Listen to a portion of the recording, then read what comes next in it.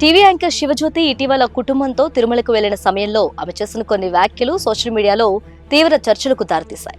అన్నప్రసాదం గురించి చేసిన ఆమె కామెంట్స్ వైరల్ అవుతూ విమర్శలకు గురయ్యాయి. అయితే ఆ కామెంట్స్ పై శివజ్యోతి వెంటనే క్షమాపణలు తెలిపింది కూడా. అయినా ఆమె వ్యాఖ్యలను సీరియస్ గా తీసుకున్న తిరుమల తిరుపతి దేవస్థానం ఆమె ఆధార్ కార్డును బ్లాక్ చేసిందని, ఆమెను తిరుమల దర్శనానికి అనుమతించకూడదని నిర్ణయించిందంటూ మరో వార్త సోషల్ మీడియాలో గురువారం నుంచి తెగ చక్కర్లు కొడుతుంది.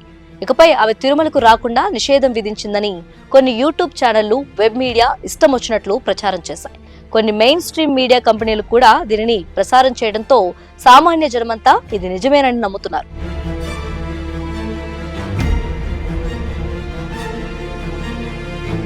అయితే ఈ పుకార్లపై టీటీడీ క్లారిటీ ఇచ్చేసింది.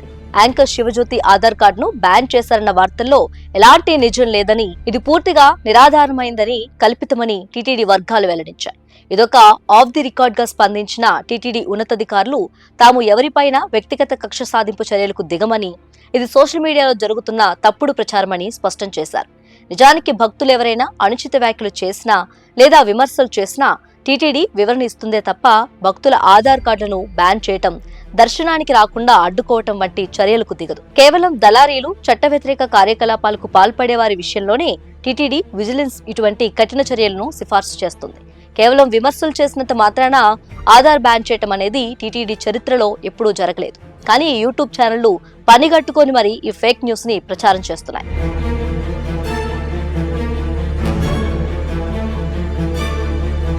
మొత్తానికి ఈ న్యూస్ కారణంగా మరోసారి సోషల్ మీడియా బాధితారాహిత్యం బయటపడింది.